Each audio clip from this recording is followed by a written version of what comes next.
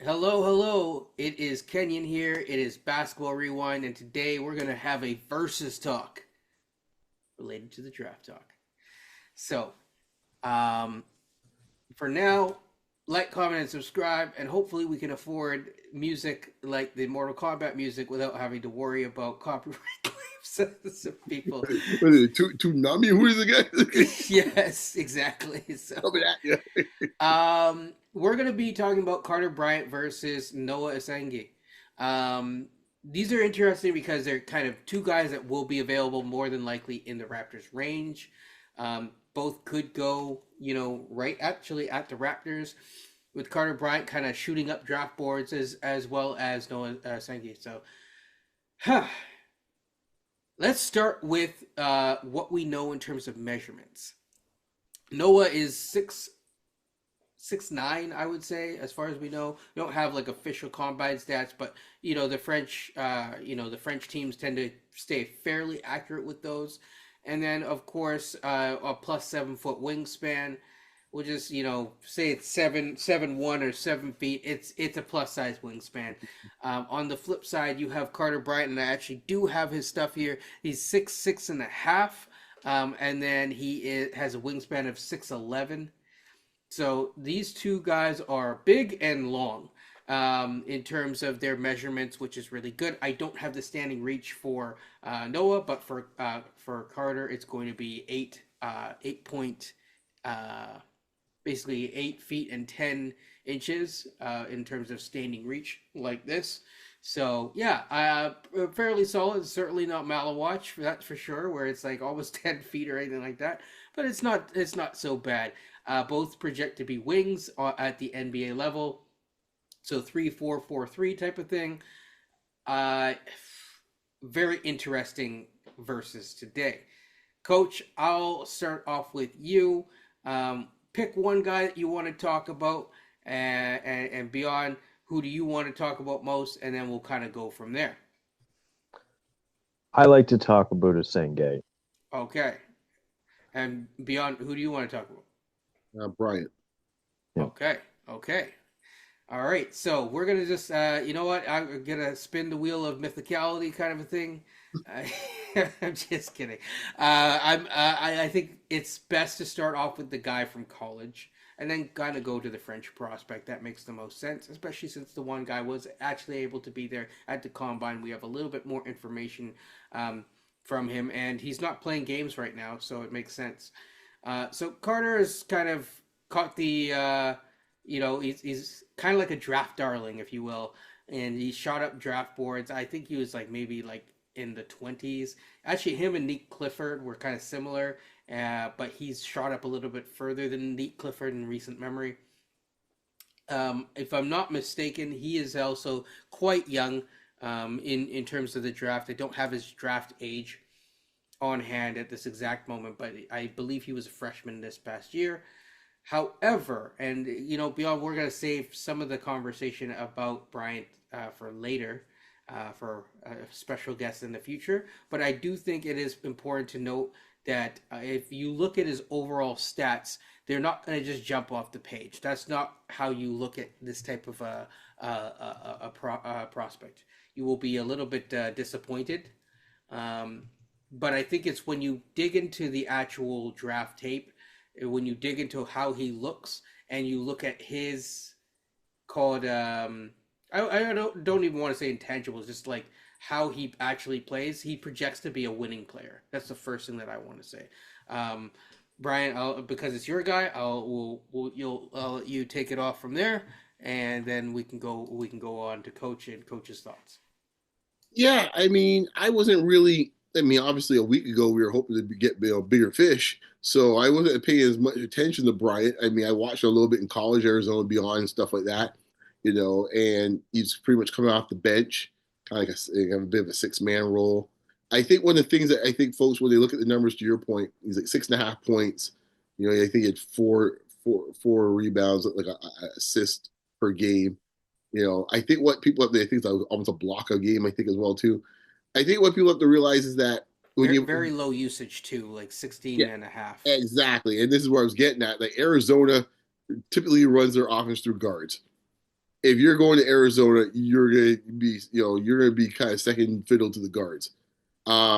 Love transferred about a year ago from there, from North Carolina. Um, they already had a big time guard there too. I can't remember his name off the top of my head. Is the playing point for them too, but that is pretty much their offense coming from that backcourt. He got a lot of stuff on catch and shoots. He's pretty good from the catch and shoot mindset. Like if standpoint, overall he shot like 37% from three, shot 46% from the field. Solid numbers for a freshman in this case here. In this case, what I'm looking at to your point is the intangibles. There's a couple things why maybe I'm starting to get a bit more bullish on him than I was before, maybe up to a week ago watching more of him. One, I'll say this right now: if the Raptors were to draft him, he will be the best athlete on this roster, Yep. bar none. Yep. And this team is thirsting. Like I mean, in the Sahara Desert, thirsting for athleticism. And if you got him out there getting to play 20 minutes a night with his ability to kind of just cover the floor, play the three, play maybe a two, maybe in some circumstances he's got a pretty big build over time. He might be able to play some fours. I mean, he's starting off at about 215 right now. He'll fill out even more once he gets on that NBA diet. So he could be around 230, 235 before you know it in a couple of years. So his body's a body could fill out, and he has explosiveness when it comes to leaping. His ability, and the thing is too, and I'm sorry to say it this way, guys, but the Raptors have had knack over the years to pick some, I don't know what the word I'm looking for, gangly, awkward type of athletes in this case, where it's, the limbs are going one way and the body's going another way type of thing. It sometimes can be a bit of an adventure. No, he is smooth and coordinated. He can explode from the defensive position coming from the weak side if he has to. He's also on offense in this case. He can finish around the hoop from a standpoint of powering up and just dunk young guys and catching alley oops. When we seen guys on this team catch an alley oop, think about that. We don't have it. Like, you're gonna go at the DeRozan. Pirtle's not going up. No, Like, many dudes are going up. Right?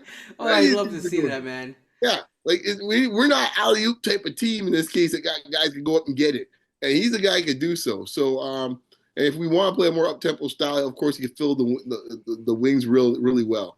Now, here's the part that had me excited. The 3-point shooting, of course, you get a lot of highlights of him shooting threes and a lot of dunks. Pretty much, to be honest with you, in this day and age, a lot of the highlights for a lot of these guys are pretty much like that. But then every once in a while, you see a little highlight of something that looks a little different. I think it was the BYU game. I was watching some of it. And he had my man Denham he's playing against. And he had a couple moments there where he pulled up off the bounce, so just extended free throw lines, and he hit a nice little sweet little mid-range jump shot. I was like, oh. And I saw a little bit later on. It's only peppered in there amongst the 3-pointers and jumpers and dunks. But I was like, if he's got that, and his dribble right now, yeah, the handle's respectable enough for a freshman or even a rookie. It's not like we got to start from scratch with this. The handle's in a decent spot where it's not going to take long for him to get it up to a level where it's like, okay, he can start doing some stuff with it. It's at a pretty good spot to begin with. I think there's more here with him than meets the eye. And and considering he's kind of a coach's son, so he's already got a little of that background. Kenny's always big on that. So it's like, that type of a guy that has a father or a parent that's kind of been in in the trenches. Those guys ain't messing around.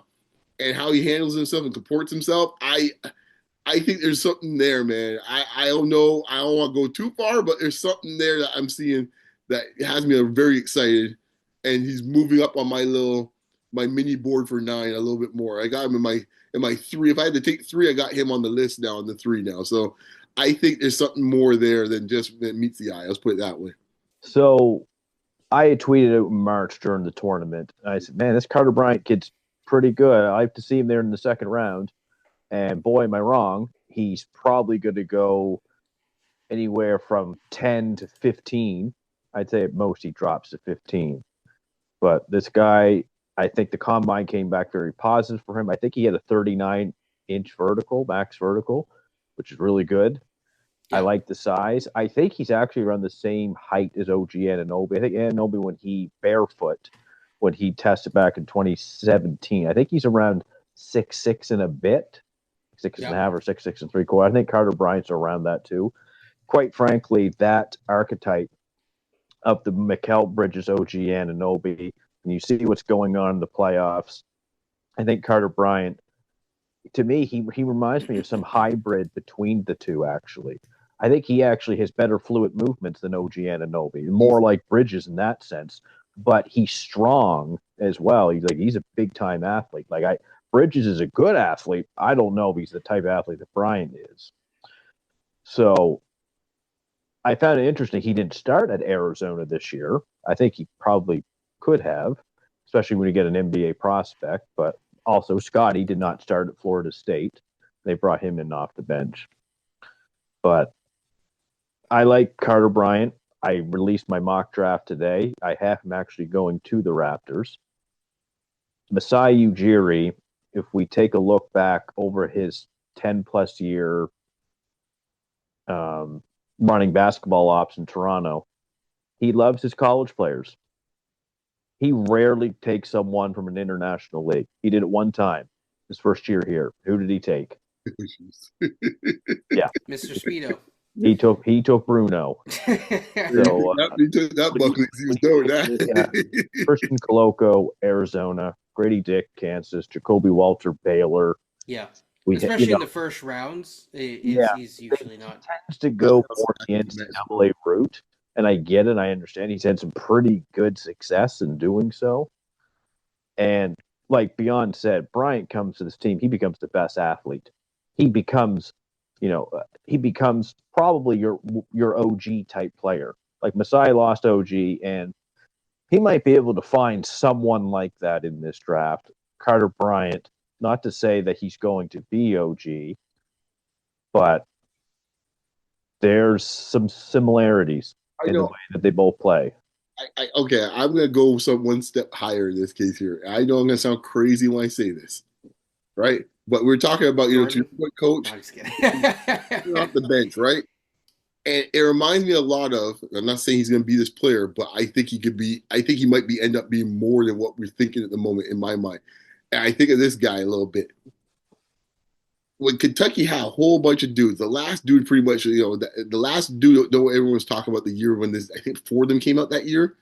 Talking about Wiggins? No, I'm talking about Booker. And Booker came off the bench. And he was like, "Oh yeah, the guy on the bench." And I remember my dad at the time. Obviously, he's Mr. Kentucky. He said, "Yeah, that little boy there that comes off the bench, he can play, okay."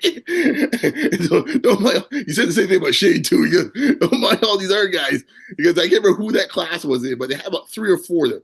And Booker was like the guy got the least amount of talk because he's coming off the bench. Well, Cat was on that team as well. And, yeah, right. I thought it was there's a couple other big names. Cat, I think another big name guard that was on there too, and. Booker in this case here was kind of the afterthought a little bit, and then the draft came along, and Booker's like, hey, he's got a pretty nice shot, he got good size for a guard, and stuff like that, and he kept going up, and he kept climbing up, and it's like, wait, it's like, and by the time he got the draft day, it's like, wait, so Booker got picked. I think he's a lottery pick. I think Booker got picked as a lottery pick, and it's like, oh, it was like, okay. It's like, didn't see that coming. I think he got picked over some guys that were much more. Booker went 13th overall, I believe. Right, exactly. And I think some other guys are more claimed than him in this case here. So I think Booker's numbers didn't look spectacular in college, what I'm saying. And it's like, I'm saying sometimes you have scenarios like that where you have a very deep team and you're getting kind of buried in the bench as a younger player. Not buried, but you're getting put in a different role. That there's times when that comes out where it's like, okay, Booker doesn't have the prototypical, he plays 35 minutes and he's putting up 17 points, and you can extrapolate that to say 22 points in the NBA because in this case of who he's playing with. And I think there might be something like that happening here a little bit. Don't get me wrong. I'm not saying he's going to be Booker. I'm just saying there's a lot elements of a guy in this case that has a little more to his game that probably he didn't get that chance to show off based on the type of circumstances he's in. That's what I'm saying. I am curious to see where he lands because said before, he's intriguing me more and more each day. And Booker comes to mind with a similar scenario from a draft perspective. Here's the thing. Booker, number 1, got to the line. Even in a muted role, he got to the line about 5 times a night. This guy's getting to the line 1.5 times a night. Booker showed that he could do it at a higher usage. So I always think of who could scale up and who could scale down. Booker did it at 22% usage. This guy's doing it at 16% usage. I don't know if I see someone scaling from 16% all the way up to, say, the 20s. that's a big jump. And so a lot of the stuff with him, it's like there are things that we don't have access to, which is those private workouts. Depending on how he is doing in those, that will dictate a lot of things for him. As I said, I think he's a winning player, but I think it was 9 times a year per some people have shared some synergy data. 9 times a year, this entire year, that he did any sort of pick and roll ball handling. That's not a lot of reps. We talk about reps. Mhm. I don't know if he's going to get that option on this team, anyways. So it's like for him to reach like any sort of heights and show that he can actually do some sort of self creation, you have to find a pathway for him to do that here. And you already have like a Grady who needs reps. You have Jacoby who I think Jacoby can do more off ball and doesn't need as many reps on ball as, like, for example, Grady, to see what he has. But I don't know if this kid is that type of a player where he can be relied upon. Now, for me, he's the perfect 3-and-D wing, and we will get into the wing, the defense after. I want to give a chance to go to Essengue as well. But I mean, to me, I'm looking at him and I'm saying, like, where's the pathway? I mean, beyond, you always say, you look at a guy who had, what is it, 4 points and all the type of stuff. Yeah. Mm-hmm. Sure, I don't know if it actually works out with Booker, but Right. Sticking with Esege, sticking with Bryant, he averaged 6 points. Yep. I want something a little bit more, and I mean, it really depends. There is the other side of the ball, which is very interesting. But if we're just, it's interesting for both guys, to be honest. But if we're just focusing on, like, this guy, and I agree with everything that you said. But can he punch up to be a top 3 guy? Can he be, or are we drafting a role player? I don't know if we're ready to be drafting It's role tough to players say you're on a drafting a team. role player as a freshman. And was he 18? I Yeah, think. but most of these guys are going to be role players. So I hear you. you're not drafting the senior. Funny enough, most of the time you draft a senior player, most of the time you're drafting a role player. Role players. That's what Or I'm like, saying. That's why I'm saying. Right. If he was 22 and you told me this, then I would say you're drafting a role player. yeah, but I'm also looking at just the overall skill set and Yeah. what he has put in. And I'm looking at the meal that he has put on the table, and I'm just like, I have not seen anywhere close to like a handle or counters or anything that resembles something that I would say, okay, there's something there to build upon on a regular basis where I've seen that. It's like literally just flashes up from that department. From a shooting department, I think he does it. And a good indicator is actually, to me, can he actually at least get to the line? He's not doing enough to get to the line, so I don't know if I see it. Whereas if I get into Essengue now, as a good segue, I mean, he just had a game just now. He went to the line 7 times, 7 out of 7 actually. He's also shooting higher from a free throw standpoint. Obviously, he's playing later into the year, but that's a whole other discussion. But I think that there's more from a creation side standpoint with the guy from France, and that's why I'm like, if I'm gonna bet on one of these two guys, give me the mystery box, the box. So that's kind of where I'm at. Beyond, I'll let you go, and then I'll go to Coach. Or actually, I'll go to Coach first because you went the first time. So Similar to what Kenyon said, Asenge is the one who intrigues me the most of the two. I think his first impression on the NBA scene was back in October when his German professional team played the Portland Trailblazers. He had 20 points, hit 3 threes, 8 rebounds, and he was 17 years old at that time. Now, mind you, you're playing the preseason Portland Trailblazers. You're not playing Sharp and Scoot and all these guys for 30-plus minutes. But when you're doing that at 17 years old, you're going to have some heads looking at you in terms of scouts, and a lot were there, was reported anyway. I think two-way versatility wins in this league. This kid last year at 17 came in at 6'10". There's a chance that he's grown a little bit more. He could be 6'11". And he played center for his team this year. This kid's not a center, not even close. I think he is a 4 or a 3. He's a wing, more or less, and good strides. I think he plays well in transition. Is he a little awkward in some of his movements? Yeah, I think he needs to catch up with his body a little bit. But I know Rafael Barlow, I think he was on the podcast. He said that this guy scores a lot of his points just on activity. Like the skill work, if it ever comes, you might have something special. And I can understand it's that what if. I get that point. And on this team, it's like, I ain't so sure. But I'm at pick 9. There's part of me I want to swing for the fence. I might have. Could I get potentially a 2-way versatile monster by the time this kid's 22? Can we be patient enough? Can he be in the rotation next year? I don't know, but it seems to me that this guy a little bit is Bilal Koulibaly in terms of he's been hovering around that 20 to 15 range. Now they're talking he's not moving past 12. Some team is going to take him somewhere between 9 and 12 is what we've heard. And coach, I think he's more refined in terms of his handle and whatnot than Bilal at the same point. Yes, yeah, I would say that too. I think the jump shot to me looks okay. I don't see anything too wrong with it. He just needs to work on it. He needs to get stronger. But I'm looking for the big swing on this. And last night, I think it was 2 nights ago, he was 13 of 13 from the free throw line. So he's got no problem, it seems like, getting to the hoop.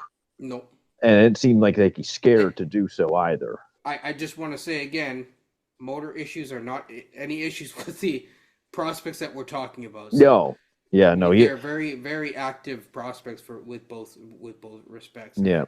Before we get to the defense, so I do want to let Beyond go, but sorry, you were saying. Yeah, no, but just before we get to the defense, 21 points, 4 rebounds, 3 assists, 2 steals. Like he fills up the stat sheet a little bit. So I think these playoffs that he'll be playing in the called the German BBL playoffs league in the Euro League.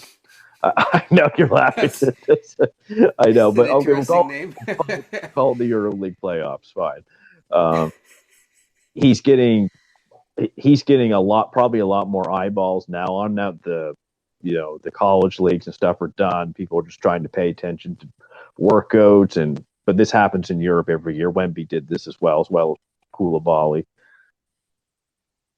After you get past the top 4 or 5 guys, it's like, man, who's the next best talent? And it might be this kid, even though he's more raw than some of them. There's something about the 6'10", 6'11" guy. If he's got the demeanor and aggression to get better, some guys don't. But I kind of wonder if this kid wants to get better and he has a desire to get better, then he'll be right there. There's one other thing before Beyond goes. Playmaking. Forgot to mention it before he switched over to defense. I think Essengue has shown it at a much higher level than the Carter kid. I would say that their feel for the game is around the same level. So they both have a good, solid feel for the game. So I wouldn't give the edge to one person or the other. But I do think that playmaking is a little bit better from the Essengue kid. I've just seen him make more passes beyond just being in transition. Also some ridiculous transition passes. But if people are expecting him to be anywhere like a point guard or anything like that, no. It's but he can shoot the ball. He started off slow with that regard, and then since the year's gone on, I mean, he has shot the lights out of the ball. I'm not really worried about any of those guys in either direction also getting minutes, because who are you competing with on the bench, right? It's Ochai, who's 6'4", and plays wings, or Mobo, who's 6'6", and plays wings / centers, I guess. So either way, you're going to, from a size standpoint, you're sizing up. Beyond, your thoughts? This passing was what impressed me the most, actually, from him. I said before, I don't have any issue with I am wanting to swing for the fences, and even at 9, I still want to swing for the fences. But there is a crossing the Rubicon moment for me, and I think Essengue gets close to that Rubicon moment because there's almost a time where it's like, okay, this is a bit too raw for my liking at the moment. As I said before, I ain't in the mood for sushi. Okay, and I'm like, I've had that dish before when it comes to Raptors. I'm over sushi at this point.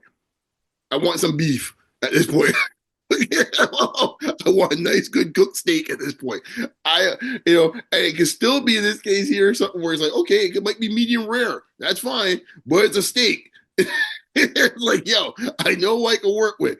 When we deal with like sushi, I'm like, oh boy, we've been down this road too many times. I hear Coach mention some of the stuff there about the shot come along and this and that. I'm just hearing like I hear sirens waving around here because I said before, if he's the player we're talking about and he gets picked by the Spurs, I lose no sleep about it. Fantastic pick. He gets picked in this case by the Celtics. Fantastic pick. Pick their competent organization when it comes to developing these days. I say, you know what? Good on you. I can't trust this organization in this case to take a player that raw and say, you know what? It'll just work out. Sorry, man. Read that book before. I ain't really looking for the sequel. I'm sorry. I'm not taking that chance. Not with a top 10 pick, because based on the fact that, hey, we might just be competent enough in this case here that we might be so competent we might be 11 to 15 next year. Oh, yay. Look forward to that. I mean, I'll just say this: 80% of the time, it's just an incredible stat. He has an 80% free throw rate. Yeah. No. Like that to me, I'm like, okay, this kid can play. He has something. Yeah, no doubt. I mean, like, I was saying, Bryant 70%, he's 80%, and it's like that's great. He has something, but in this case here, the shot is still a concern to me. The ability to actually pull up is still a little awkward at times. And I'm not saying the league's not a good league; it's a solid league. I'm not saying that, but I do wonder in this case here, about the competition a little bit. The free throw rate, to be fair, with Bryant is 33.5%. So it's over double. Oh, okay, yeah. Oh, you're talking about the free throw rate. I thought you were talking about the free throw percentage. Okay, yeah. I mean, I think that's what leads to my next point, maybe my last point. I think it's a little unfair to Bryant a little bit because he's playing a different role with a different type of team, with different type of talents around him. The young man from France is asked to do a lot for his team, therefore giving him the opportunity to explore a different path to his game. Bryant has not been afforded that opportunity. I think there is something there, going back to our mystery discussion, I think there is something still there that hasn't been scratched yet that I think there's opportunity. And going back to the point in this case about since we're speaking specifically of the Raptors, I'm not sure where Noah plays on this team right now, to be quite honest with you. I'm not sure what his role would be to go to answer Coach's point. To your point, Kenyon, I don't even, if nothing else happens, say he doesn't even be able to. I would say he'd be a backup 3, 4. So backup. He's playing against men in a men's league where other men he has to carve out his role. How big you think he is? I think he's 6'9". No, I'm talking about weight. He's 200. He's thin. I think he's probably anywhere from 210 is the max, but still, max, right? Exactly. Yeah. You got a summer to work on it, man. You want to play power forward? Yeah, man. Listen, when you play Twitch all the time, you could gain a lot of weight. I know what you're gonna say, Coach. I know what you're gonna say. Man league now, and I'm just saying. Right. Yeah, you're kind of right on that. It is. Yeah, and I only think he's 210 because I'm looking at Newell, who's supposed to be projected around. No, I'm thinking 200. Yeah. You're being kind. If it's 210, it's all about the height in this case here. He weighs more than Fierce. We'll put it that way.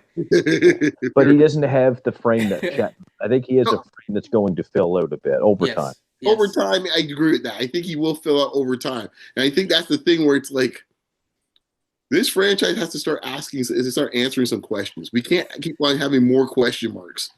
And it's like, I'm sitting there going like, okay, here we are, the three of us here. Know a little bit something about the Raptors.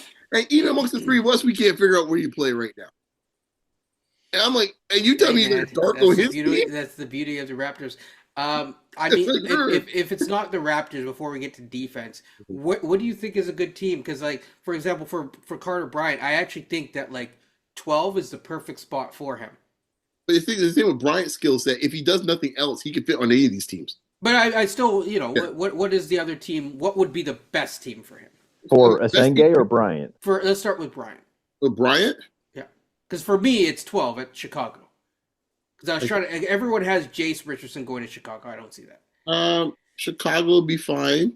I think the Raptors is fine. I think who's right after us again? Who's right after us? I think he's. I think he's fine in Brooklyn. To be honest with you, I think he'll work in Brooklyn. He could be fine in Brooklyn. Rockets are right after. I've seen him going to the Rockets. The thing is, I don't know what the Rockets need. But the thing, the Rockets need to make a trade. Right, the Rockets don't have time for him. Right, like why would I play him over Tari Eason? Like he's not gonna get minutes. Rockets actually could use Malawatch because Steven Adams getting older and don't know. Yeah, Şengün, a little small at times. Small. Heck, Whitmore played a nice season. He can even get minutes in the playoffs. Yeah. Right. I don't see how this kid would get minutes. So Houston's a bad look for him, or in this case, Essengue. Portland is not really the best either. Portland's got a lot of guys that play around the same type of thing as him, Kamara and stuff like that. So it's like, I don't know. He's gonna find time there. So it's like, I think some of the early Hawks don't make sense either. And the Hawks, they just drafted a dude that does that. And he's gonna get 30+ minutes next year, and they got Jalen Johnson. You could argue maybe if he falls to the Spurs, but I think he should go higher. But okay, Carter Bryant going to us then. Not going to start, I doubt. Right? Yeah, I think go ahead. If you play off the bench, now you get Jacoby, Grady, and Bryant. Mm-hmm. That is interesting. Now, a little small. As we go into the defense, because you made an interesting point about the Rockets taking Malawatch, for example, but there was a conversation about the bigs and all that. Would you take Bryant over Malawatch, let's say? There's a world I do. I do. I think so. Interesting. Okay. I think so. Okay. I mean, yeah, fair enough. Like Malawatch. That's what I'm saying about Malawatch is not so far gone from the standpoint of rawness where I feel like, oh geez. I have no problem with Malawatch getting picked at 9. But there is another element that we don't address well enough as a Raptor fan. Everyone's so focused on the big. Like, dude, we have no, it's a big. We don't have any. It's a bit much sometimes. To Coach's point, we left 6'8" vision or 6'9" vision. Now we're like 6'4" vision. We don't have a lot of big wings. Yeah. Yeah. His measurements are very similar to OG's. I actually looked. OG's a bit longer, but he's actually taller than OG. But it's very, very, very similar. Yeah. And he's got physique already. You can see already he's gonna fill out. Heck, I would say by the time you get opening night, he's gonna look different than what he looks like right now in the combine. There's no two ways about that. He can play right now from a standpoint for that body. And I'm just sitting here going hey man, we need some bigs and we need some guys who can knock down some shots. And and a guy in this case that could provide some type of weak side rim protection where it's like, oh, you're thinking twice because he's roaming around. You don't have a lot of guys like that. Scotty's the only one doing anything like that on the defensive end. That's true. Yeah, I do think though with Carter Bryant, if he does get drafted by us, probably someone's got to be traded because I don't like the Jacoby, Grady, Bryant. I only say from a size standpoint, I worry about that. Well, you call the guy that should be traded. Oh, sure. Well, he's one of them, but he knows what I'm talking about. I know you're not. Yeah. He doesn't want to bring the jersey out right now, but he knows what I'm talking about. I know. You just slot Grady into that spot, and then you have Jacoby and Bryant, which actually that could work. I mean, to be honest, Grady should be in that spot, but that's a whole other discussion. Moving along to the defensive end, though, because you brought up something interesting. You brought up defense.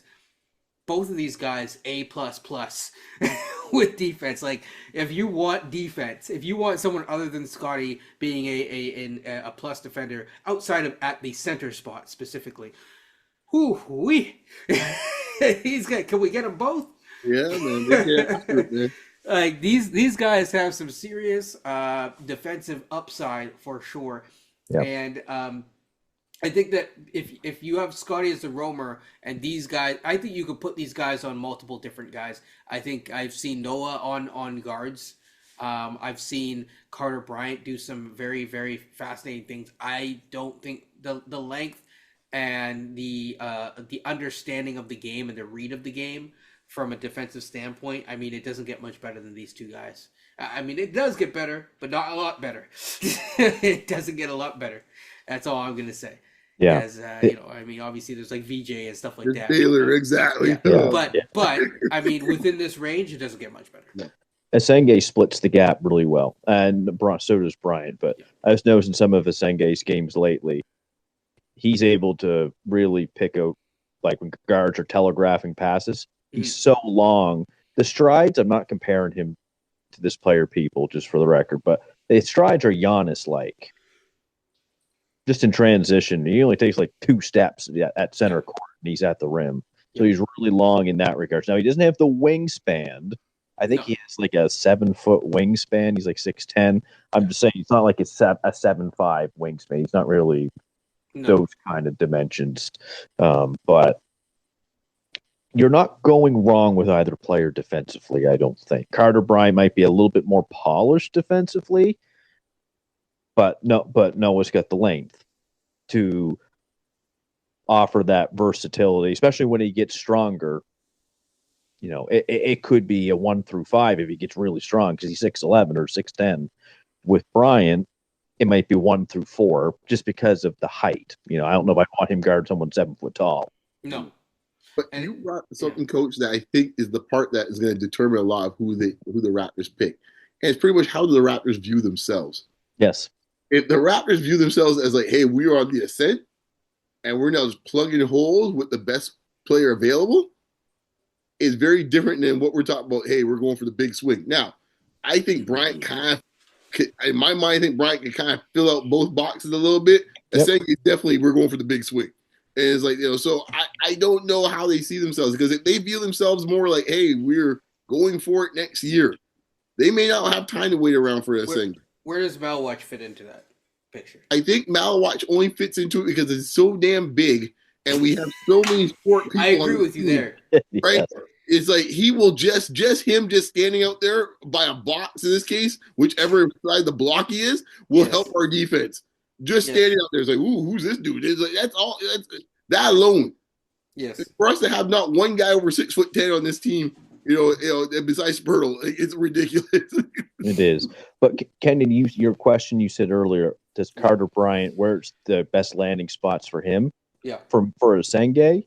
Yeah. He's not falling past Portland at 11 for me. Because I can put him next to Klingon or 8, especially Klingon moving forward. That's someone's a little bit of size, and you can put him next to Sharp and Scoot and Kamara.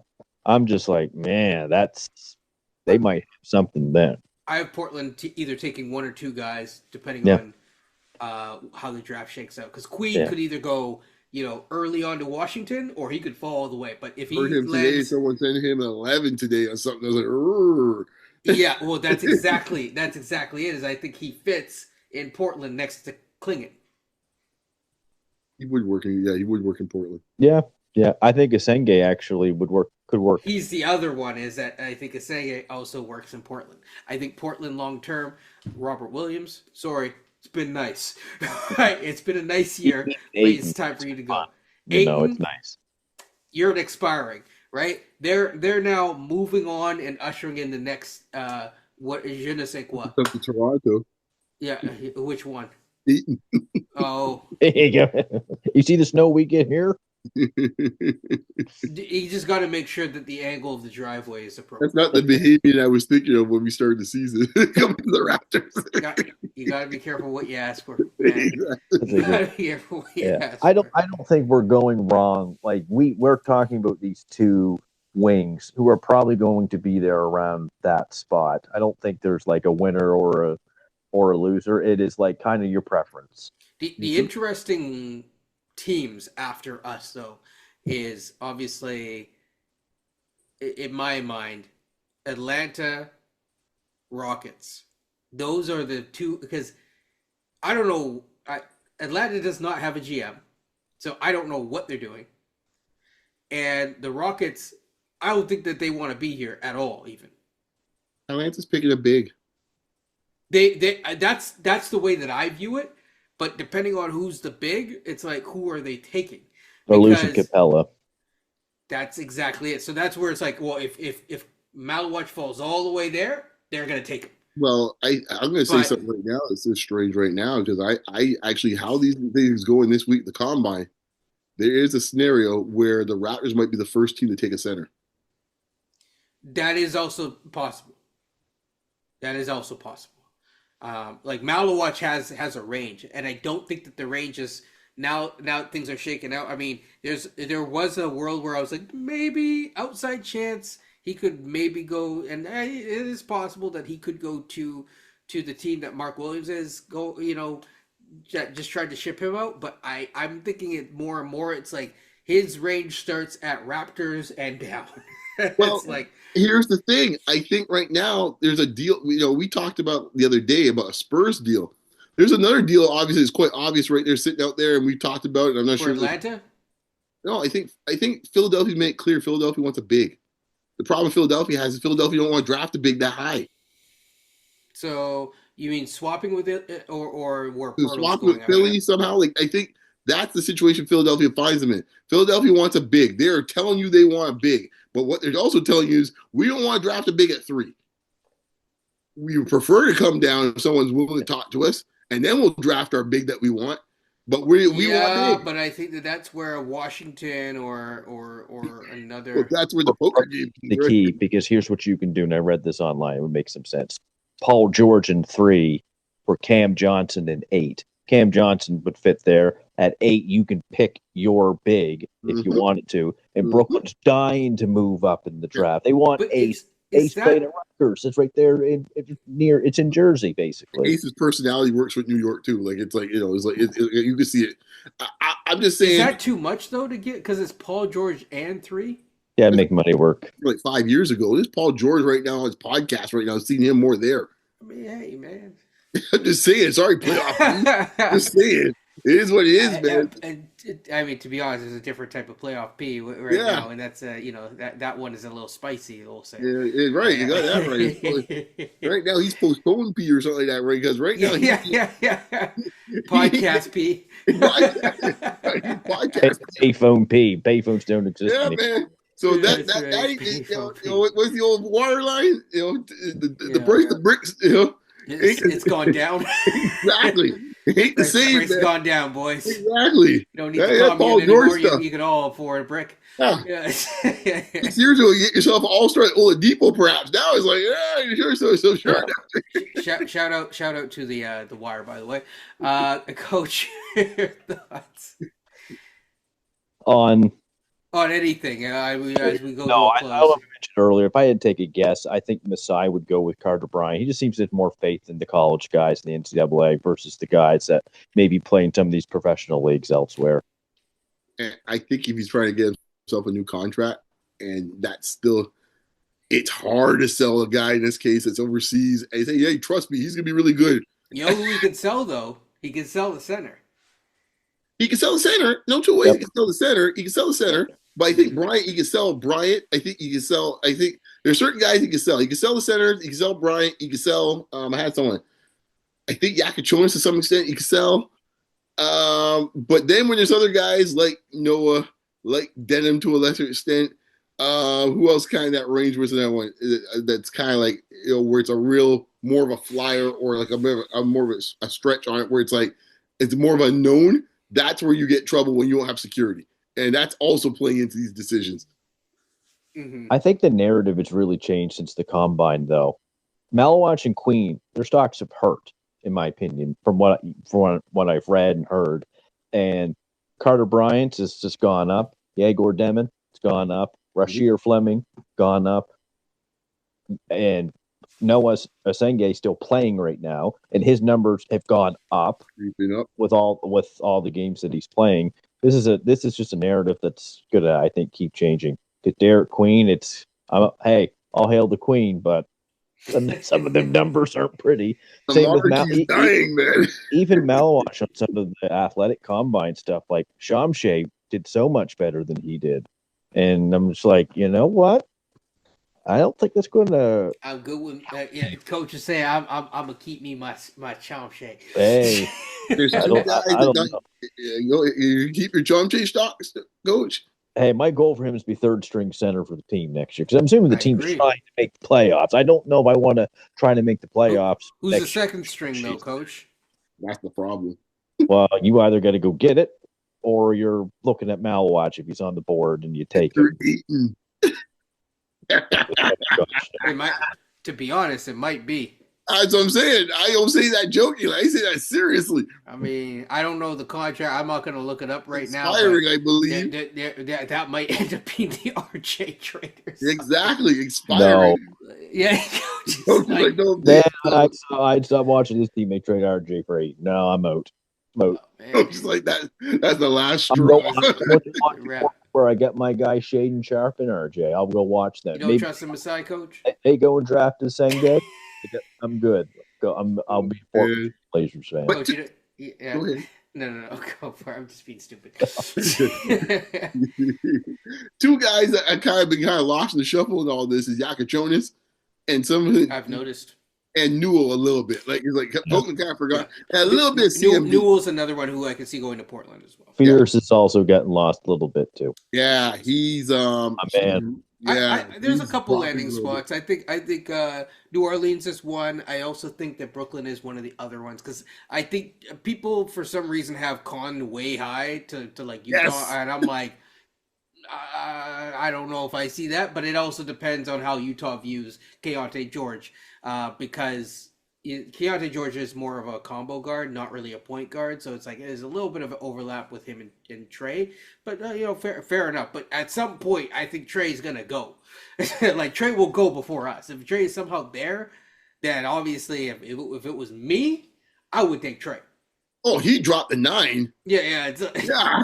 Yeah, so yeah, If if Trey is there at 9, but I just think that there's too many teams that could take Trey.